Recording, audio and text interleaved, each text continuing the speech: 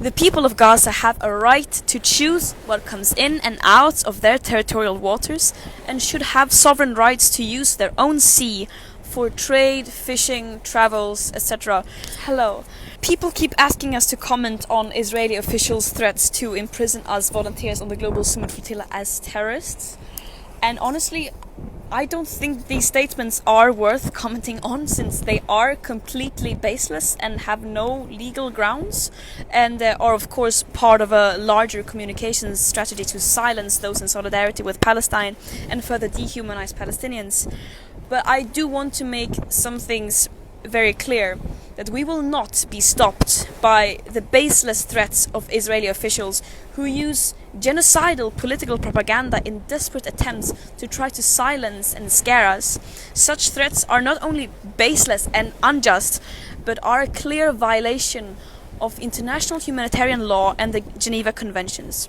Our mission is peaceful, completely lawful, and grounded in the urgent need to deliver humanitarian aid to Palestinians in Gaza, while also doing everything possible to ensure global attention is on Palestine. And as a matter of fact, preventing this humanitarian aid from entering Gaza would be the illegal act here, and would add to the long lists of Israeli war crimes. The people of Gaza have a right to choose what comes in and out of their territorial waters and should have sovereign rights to use their own sea for trade, fishing, travels, etc. But Israel's current siege imposed on Gaza, which is illegal and inhumane, prevents them to exercise those rights. And during the escalated genocide, it has been clearer than ever that Israel is starving an entire population, depriving them of their most basic human rights and means to sustain life.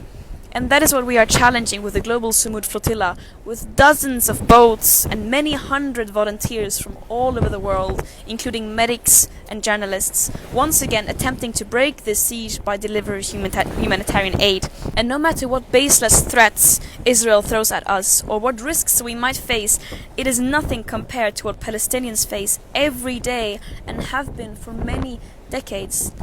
And these desperate and honestly embarrassing statements by Israel shows that they are really intimidated by our global solidarity, which means that we have to scale up and mobilize more than ever. They are not fooling anyone. We know very well that the world does not support war criminals, fabricated arguments, whatever fabricated arguments they can make up, and we will never forgive and never forget those who are standing on the wrong side of history.